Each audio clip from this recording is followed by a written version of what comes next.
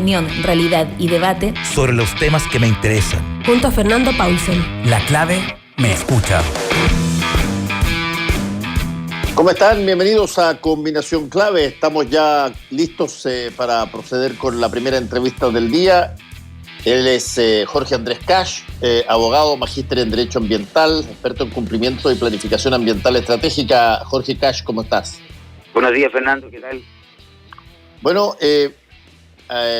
me extrañó a mí ver que te pronunciaste bien duramente en contra de este proyecto que el canciller alemán planteó de pedirle una asesoría a la OECD para la Convención Constitucional.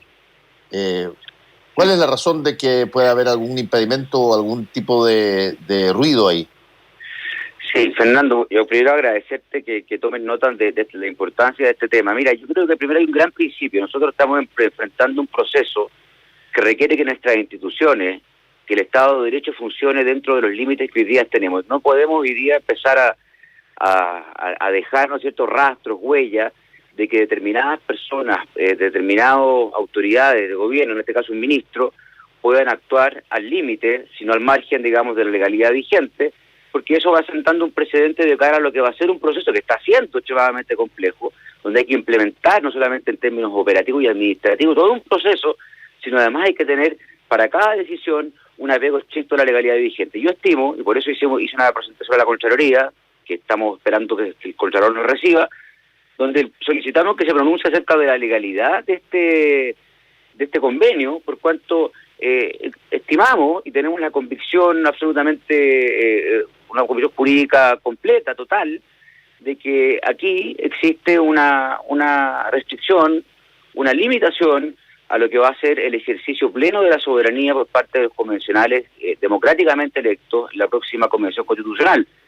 ¿Por qué te digo eso? Porque los límites del acuerdo, el marco del acuerdo, los bordes del acuerdo que firmó Alamán con el secretario general de la OECD son extraordinariamente difusos, confusos, especialmente en lo que se refiere a los objetivos específicos, donde se refiere a que la OECD podrá básicamente incidir, asesorar, ¿no es cierto?, respecto a nuestra forma de gobierno, a los derechos fundamentales, a los derechos sociales. Por lo tanto, y para cerrar la primera idea, Fernando, y lo que hace más complejo esto, y lo que le pone un manto de duda, en mi opinión, bastante delicado, es que Alamán, primero, bueno, Alamán se acostumbra, ¿no es cierto?, a cambiar de posición rápidamente, pero en este caso estaba en el apruebo, pero luego se convierte en el ideólogo, en el líder de la campaña del rechazo. Fue denunciado por un video, acuérdate que y además estaba muy cerca de José Antonio Kast respecto de la línea al principio, ¿no?, de la línea de generar una situación de temor, no necesitamos partir de cero, no demoler la casa, y yo creo que el canciller hoy día está confundiendo su condición de activista político con canciller, y eso yo creo que amerita con urgencia un pronunciamiento del Contralor. Ese es el marco de nuestra inquietud. Ya, pero no alcanzo a entender, y me gustaría que lo explicaras, no alcanzo a entender dónde está la gravedad del fenómeno. Yo puedo entender, y me parece razonable discutir, el que la Convención Constitucional es soberana para escoger sus propios asesores o las cosas que necesite y todo lo demás. Pero ¿dónde está el fenómeno de la gravedad de lo que tú estás enunciando en la posibilidad de que la OECD sea uno de esos asesores? Perfecto. Mira, efectivamente el gobierno se está amparando en alguna de las disposiciones de la reforma constitucional que efectivamente le permite, ¿no es cierto?, proveer un soporte, de hecho lo obliga a proveer a la convención del debido soporte técnico, de la asesoría. Efectivamente hay un lenguaje que uno podría decir que es más o menos ambiguo. ¿Qué es lo complejo, Fernando? Que lo que se va a resolver, que lo que va a hacer ese espacio de deliberación inédito en la historia de Chile, recordemos, inédito, la Alessandria, acuérdate lo que terminó en un equipo chico, qué decir, los otros ejercicios. Este es el primero donde nuestro país va a hacer ejercicio pleno de lo que dispone el artículo 5 de la Constitución política, donde se señala, Fernando, de que la realmente es la nación.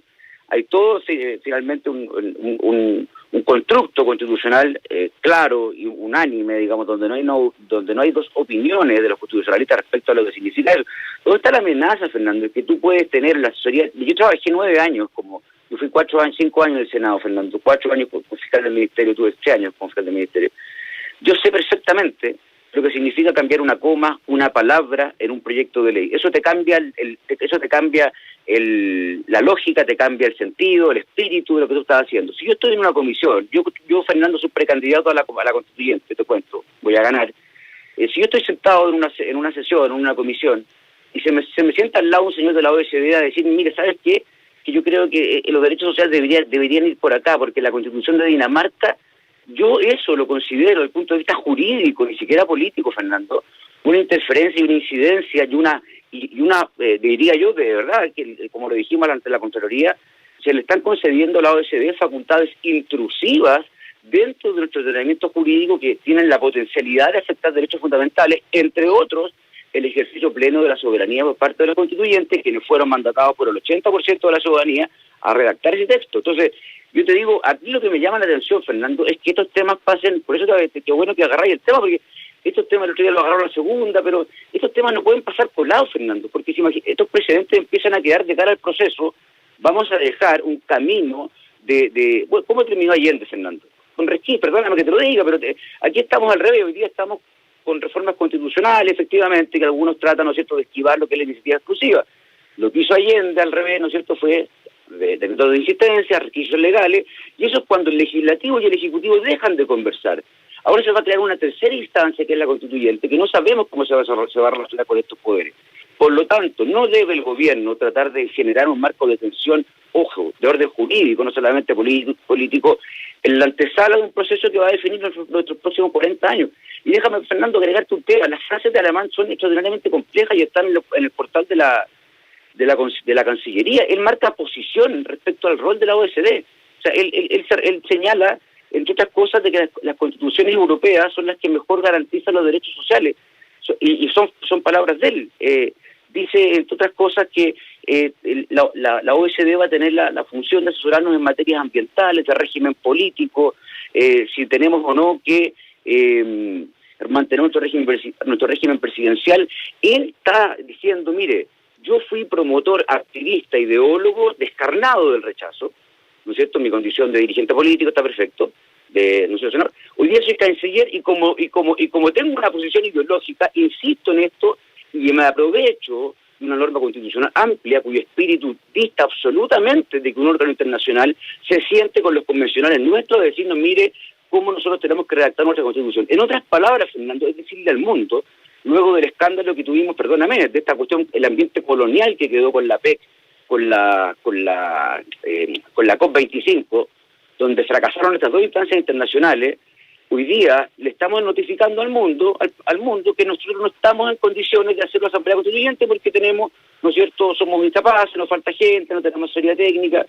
Yo considero de verdad, Fernando, que en lo político y en lo jurídico lo que ha hecho Alamán amerita un pronunciamiento claro del Contralor General de la República en derecho, ni siquiera político, en derecho, que fije el marco de lo que va a ser cualquier asesoría, de la OSD, de cualquier asesoría que legítimamente y razonablemente, ojalá nos acompañen, pero desde qué espacio, cuáles son los límites de eso. Eso, las declaraciones de Alamán no quedan en absoluto claro y al contrario, Fernando, generan un manto de duda cargado, además, el gobierno tiene un 7% de aprobación, entonces, y eso es un tema, es político, efectivamente eso es político.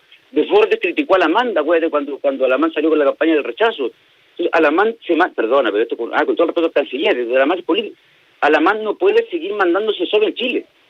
Y por eso hay un Contralor, acuérdate que ellos trabajaron juntos, el Contralor, bueno, fue asesor del canciller, obviamente uno no debería pensar de que hay un tema que pueda de algún modo comprometer su pronunciamiento, pero obviamente Alamán no puede seguir mandándose solo, y ojalá que el Contralor se pronuncie conforme Mira, a derecho. de la única cosa que estoy 100% seguro, y que te lo puedo contestar, es que en lo que hizo Andrés Alamán no se manda solo.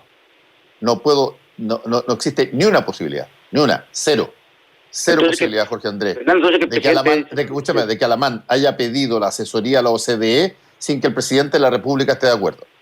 No hay ni una posibilidad de que se haya mandado solo. Fernando, O sea, que Piñera se pronuncie, porque perdón, el canciller va a hacer un acuerdo rarísimo. Además, mira, léelo, son 2 páginas y media, está en inglés simple, pero no son más de 2 páginas, un acuerdo entre gallo y medianoche, porque es una cuestión que aparece en una noticia, hace un abrazo, y tú me dices, yo tengo las serias dudas de que el presidente haya, yo creo que Alamán no operó sobre hechos consumados. Te lo prometo. Pero o sea, tú ya me está decís, bien, pero eso es una especulación. Eso obviamente, es una una especulación que tiene que ser en una de esas vistas o conversadas. Pero para los efectos prácticos, los ministros de Estado son personas que trabajan para una persona que se llama presidente de la República, que fue el que la gente eligió para que estuviera en ese lugar. Y un ministro de Estado, cuando postula una situación, por muy polémica que sea, en voz alta anunciándolo, desde su posición de ministro de Relaciones Exteriores, es imposible que no haya, que sea sorpresa para todo el resto del Ejecutivo.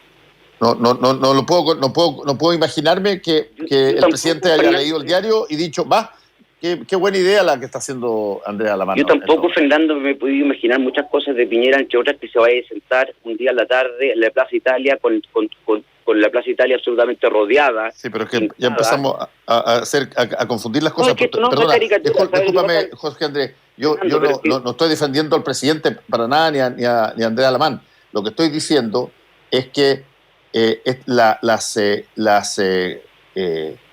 ideas de este tipo anunciadas públicamente son, sepa el presidente o no lo haya sabido el presidente, da exactamente lo mismo. Son responsabilidad del Ejecutivo. Y desde ese punto de vista, las cosas personales que se hagan, etcétera, son parte de la personalidad, que ya hemos conversado eso, sí, por lo menos acá montones de veces. De acuerdo, Fernando, jurídicamente sí, es como tú dices, efectivamente. Lo que extraña, ¿no es cierto?, es que el presidente... No, claro, es una especulación, efectivamente, desde el punto de vista de tienes toda la razón. Jurídicamente hablando, el acto es del presidente, estamos de acuerdo. Sí. Lo raro es que es un acto desde el punto de vista jurídico, creo yo, al margen de la legalidad vigente. Tengo una convicción de eso, ojalá que el Contralor se pronuncie respecto de eso, y ojalá yo esté equivocado. Y lo otro que a uno quizás desearía es que el presidente se refiriera al tema, punto. Si el presidente hay que apoyarlo, si el presidente no hay que desbancarlo, y esa cuestión no es contra Piñera, ¿entiendes? Bueno, si el tema, Fernando, es que las instituciones, la arquitectura institucional que va a hacer posible que este proceso constituyente se desarrolle con éxito, va a estar únicamente fijado en la medida de que nosotros como país no respetemos nuestras instituciones y nuestras normas. Y sí, en eso, el Congreso está al debe, porque también intenta legislar por la vía de reformas que están al margen de la necesidad exclusiva del presidente, y yo no quisiera tampoco pensar de que el Ejecutivo va a hacer lo propio respecto a atribuciones que también podrían discutirse si están dentro de la legalidad vigente. No podemos caer, eso es el fondo del asunto. No podemos tener esa disputa, esa tensión de poderes que tenga como base la discusión respecto a la legalidad de los actos. A ver, planteemos de la siguiente manera. Tú hiciste ya un requerimiento a la Contraloría y Contraloría todavía no contesta, por lo tanto hay una situación pendiente ahí que estaremos atentos respecto de cómo ocurre. Segundo, solamente te quiero decir que parece que se te ha apretado las teclas del celular en el que estamos llamando, porque de repente suenan las teclas con el sonido... Yo pensé que era ustedes, parece que soy yo con mi cachete, estoy gordo. Sí.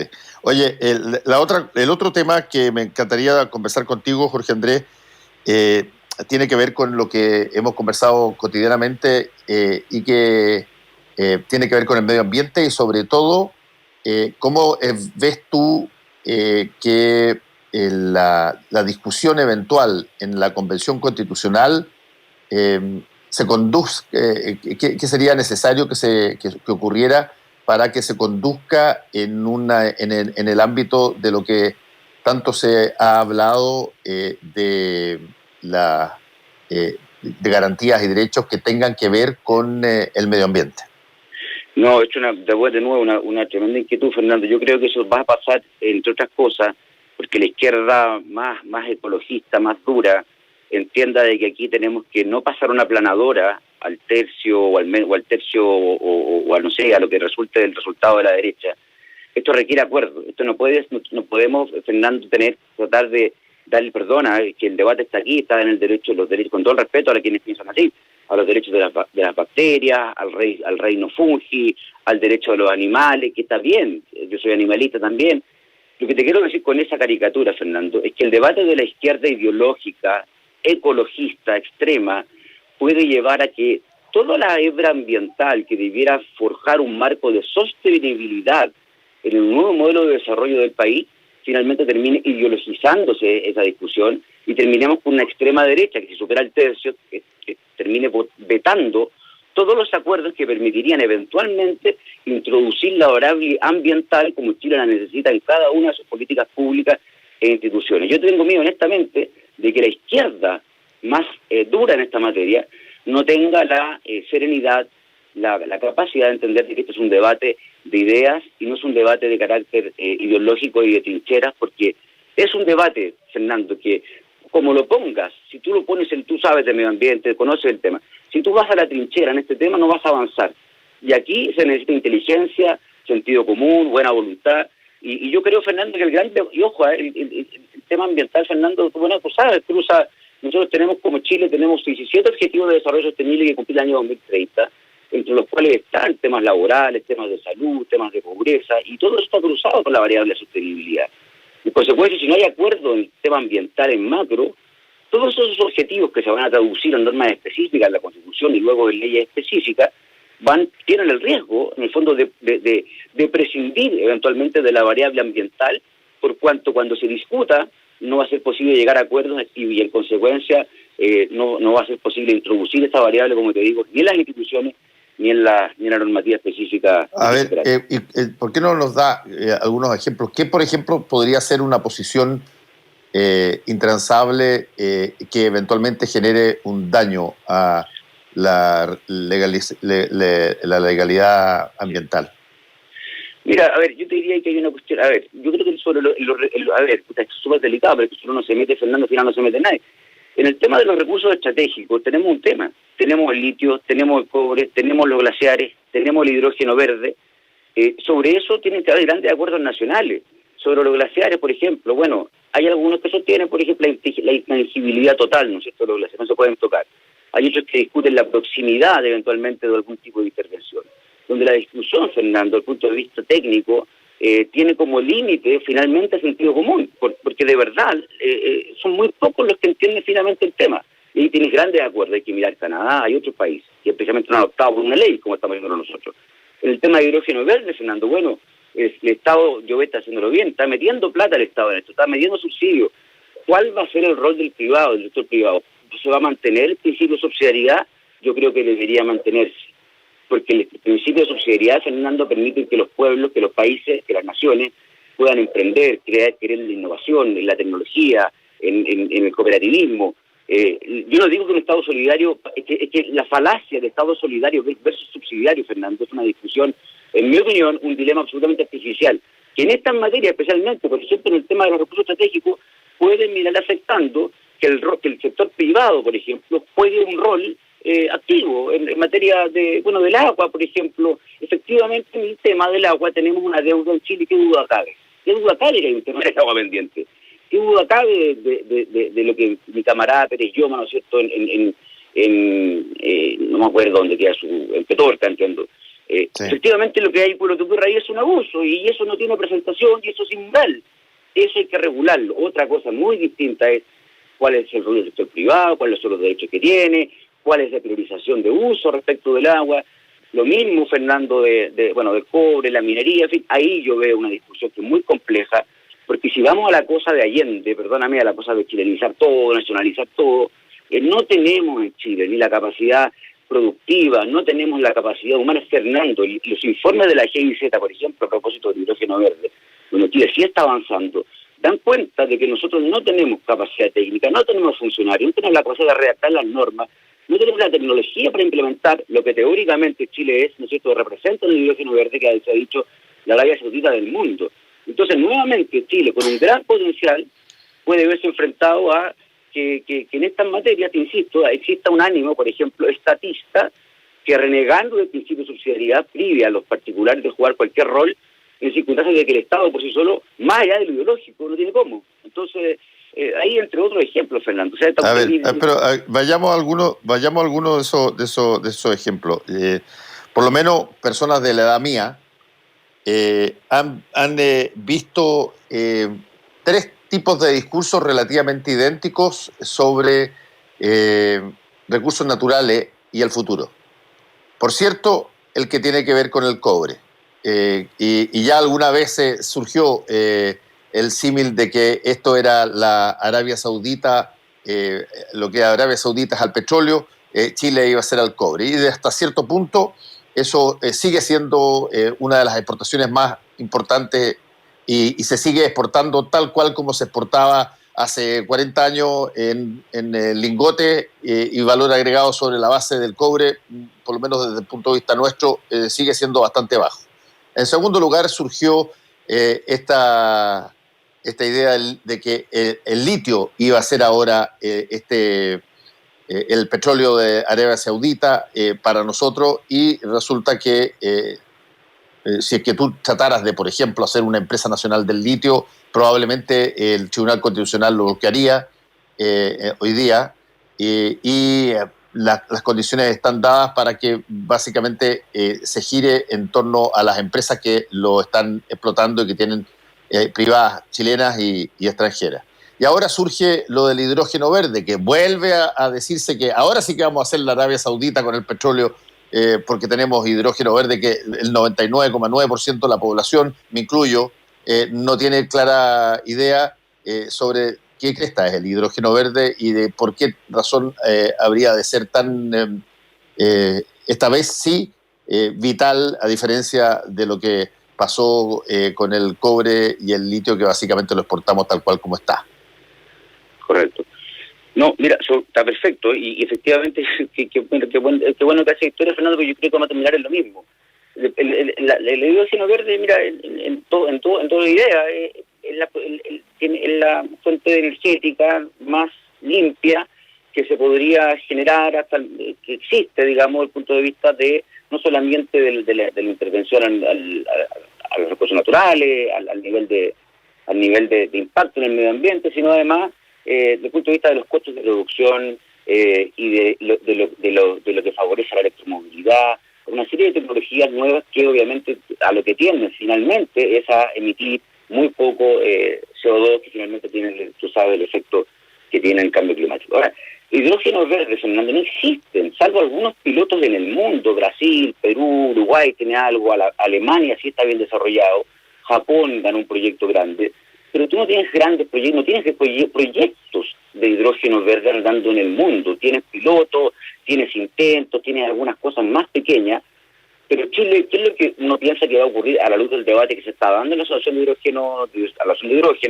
A lo que está impulsando Llobet es apurar los procesos, ¿no es cierto?, de generar en el fondo capacidad técnica para poder desarrollar la energía. No obstante, no existe una política paralela que permita generar capacidad instalada en Chile para convertir a Chile en un productor, ¿no es cierto?, generador de eso. Y probablemente, Fernando, vamos a terminar lo que está pasando, lo que pasó con el litio, con el cobre, vamos a terminar con empresas que van a estar acá, ¿no es cierto?, con la sustancia, no sé cómo se va jurídicamente a aterrizar, pero seguramente vamos a terminar siendo intermediarios o exportadores, o, ¿no es cierto?, otorgándole la concesión de la explotación del hidrógeno verde a determinadas empresas internacionales. Eso va a pasar, Fernando, si nosotros nos adelantamos y vemos esto como un mero negocio, más allá de la posibilidad de que Chile tenga un salto al desarrollo, aunque suene un poquitito ciútico o manido, ¿no?, ese es un desarrollo. Pero efectivamente en estos momentos en la historia de la puede definir. Y aquí yo lo que veo, honestamente, yo creo que el ministro Llobet ha hecho una gran gestión en esta materia, agarró el tema, no lo ha soltado, lo ha hecho bastante bien. El tema es que en Guapucha ya entramos en otra conversa, Fernando, el tema de los régimen políticos. En 4 años, ¿tú crees que un presidente que tiene que empezar a entregar el gobierno a los 3 años tiene la posibilidad de desarrollar una política a mediano o largo plazo respecto al hidrógeno verde? Y en Chile, las políticas de Estado en esta materia tampoco se están respetando. Y especialmente importante, entonces, es la discusión del régimen político en materia ambiental que permite implementar estas políticas que son de mediano plazo y largo plazo. No son de coyuntura, no son cortas. El riesgo, yo creo, Fernando, pasa por eso, pasa básicamente por un tema cultural y pasa por entender de que Chile sí tiene o debería tener la capacidad de ser productor y exportador y en fin, jugar todos los roles en la cadena de comercio que le corresponde a un país que tiene ese potencial. Esto del hidrógeno verde, Jorge Andrés, es algo que ¿está ahí y uno lo explota o es algo que uno produce? Se genera, se produce, separas el agua del hidrógeno el proceso es relativamente simple, se llama electrólisis, que es un proceso de división de las moléculas, ¿no es cierto? Y finalmente lo que tú haces es separar el agua, que queda por un lado, y ahí hay que ver qué se hace con el agua, que también es todo un debate, desanalizarla, volver a que se absorba por la playa, etcétera. Depende de dónde salga el proyecto, obviamente, tiene que tener agua. Y lo otro, ¿no es cierto?, es con el hidrógeno, ese hidrógeno que sale de ahí tiene la capacidad de generar, ¿no es cierto?, la suficiente energía para movilizar especialmente automóviles, incluso aviones, todo lo referido básicamente, Fernando, a la tecnología, a la cuestión electrónica, por decirlo de alguna manera. El hidrógeno se instala como una fuente energética en el mundo, como decía tu querido amigo, como dice Raúl Soler en su último libro. Ahí tenemos realmente la posibilidad de hacer un quiebre no solamente nacional, sino que además mundial, y Chile en eso por dos tiene la voz número uno, nuevamente, acuérdate, el triángulo del litio, Chile, Bolivia, Perú. Acá no es que hay un triángulo, acá es Chile básicamente el que concentra el potencial. Por lo tanto, yo te diría, Fernando, que va a depender de nosotros ser capaces de generar no solamente la capacidad técnica, yo creo que ahí está lo más simple, es mi impresión. Lo complejo es la capacidad técnica, la capacidad de redactar normas, de manipular la maquinaria, ojo, de controlar los riesgos. El hidrógeno, tú sabes que las grandes crisis que hemos tenido en explosiones tienen que ver con el riesgo, y ahí hay todo un desafío del sistema de evaluación de impacto ambiental, que salió recién un nuevo estudio de la GIZ, esta fundación alemana que está ayudando a Chile, al Ministerio de Energía. Todos los riesgos asociados al manejo del hidrógeno en materia ambiental no están tampoco lo suficientemente estimados y dimensionados. Y ahí tenemos otro desafío, un mal manejo del hidrógeno en términos de transporte, almacenamiento, producción. También tiene riesgos que todavía no conocemos. Entonces, falta mucho. Lo más importante, Fernando, es que entender que esto es de largo plazo, probablemente esto es de 5 o 10 años. Son 5 años mínimo para capacitar gente. 5. La única forma que tendríamos de implementar normativamente el tema del hidrógeno verde, es adaptando normas técnicas de Europa a Chile. Y ni siquiera eso, porque ni siquiera tenemos la capacidad, como dice el informe de la GIZ de nuevo, de poder técnicamente procesarlas, interpretar y traducirlas incluso, por la complejidad del lenguaje. Entonces falta mucho, y esto debe ser una política de Estado asumida en esos términos por la próxima Convención Constituyente, que si toma esto como una cuestión ideológica, no te quepa duda que van a llegar los chinos u otros, ¿no es cierto?, y se van a instalar, y nuevamente Chile va a quedar en su propia casa como una suerte de vendedor de sus propios recursos estratégicos y naturales. A ver, te quería hacer una pregunta, me queda poquito tiempo, pero te quería hacer una pregunta, Jorge Andrés Cash, sobre un tema en específico. El presidente Joe Biden, electo y ya confirmado por el Colegio Electoral, incluso ayer le dio su respaldo el presidente del Senado, que es la principal figura del Partido Republicano después del presidente Trump, ha dicho que él firma de nuevo el Acuerdo de París apenas llegue a la Casa Blanca. Sabemos lo que significa cuando Estados Unidos se sale de un acuerdo. ¿Qué significa cuando Estados Unidos vuelve a un acuerdo? ¿Cambian las cosas o debieran cambiar las cosas en términos del resto del planeta? Mira, una nueva gran pregunta, Fernando. Aquí, a ver, yo creo que el daño que le produjo Trump, yo diría que más significativo el daño de Trump a bajarse del acuerdo, a la subida que va a tener ahora, perdón el lenguaje, nuevamente a que Estados Unidos retome, ¿no es cierto?, el sendo del Acuerdo de París, la senda. ¿Cuál es el gran tema, Fernando? ¿Cuál es el problema que tenemos? Que como la COP25 pasó lo que pasó el año pasado, y ahora vamos a Copenhague 2021, COP26, vamos a tener que revisar ahí, ¿no es cierto?, cuáles son los niveles de compromiso de los países que suscribieron el Acuerdo de París del año 2015 respecto a la contribución nacional determinada, ¿no es cierto?, que tiene que ver con cuál es el compromiso de reducción de emisiones de gases de efecto invernadero que los países comprometen para los efectos de que la temperatura mundial no supere aproximadamente el grado y medio, que es lo que se estima que podría causar una crisis relevante. Lo más significativo, en mi opinión, Fernando, es que Estados Unidos no solamente va a tener que subirse al Tratado de Nuevo, sino que va a tener que jugar un rol de liderazgo mundial. ¿Por qué? Porque los países que contribuyen significativamente a la emisión de gases de efecto invernadero van a tener que, de algún modo, ajustar la contribución nacional determinada que estaba comprometida para el año pasado en la COP, donde se iba a revisar el Acuerdo de París. ¿Por qué? Porque hemos tenido, Fernando, tú sabes mejor que yo, una crisis económica mucho más profunda que la del 29, y en consecuencia la reactivación económica, como se ha denominado sostenible, va a generar un desafío especialmente para países como la India, que tú sabes que ellos reclaman que ellos no tienen otra fuente energética que el petróleo y en fin, y le dicen a Estados Unidos, bueno, eso es otra cosa.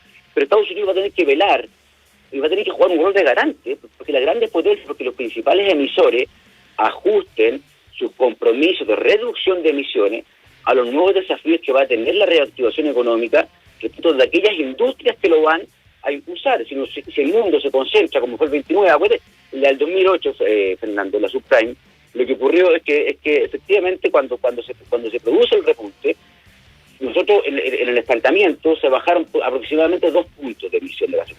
Cuando se produce el repunte 2008-2010, el repunte, se dispara, se lo denominó el efecto rebote en emisión de gases de efecto invernadero, que llegó al 6%. En consecuencia, el peligro hoy día vigente es que este efecto de reactivación no focalice nuevamente el esfuerzo o el mayor compromiso de los estados, ¿no es cierto?, que más emiten, en orden a que las industrias que reactiven la economía sean industrias muy poco contaminantes. Y Estados Unidos ahí obviamente tiene un rol desde su casa de hacer lo propio, sí, pero además ojalá de liderar con personalidad este acuerdo, luego de la forma en que finalizó además la organización del evento destinado la última vez, ¿no es cierto?, a revisar los compromisos del Acuerdo de París. Creo yo que ahí hay un tremendo desafío particular de Biden, que sobre esta materia en su debate, y lo que ha dicho hoy día, digamos, lo que ha dicho desde el día 1, que su primera tarea va a ser subirse a esto, y es porque la gente fuera de Estados Unidos entiende. Además, acuérdate que Estados Unidos es el segundo mayor emisor de gases de efecto invernadero después de China.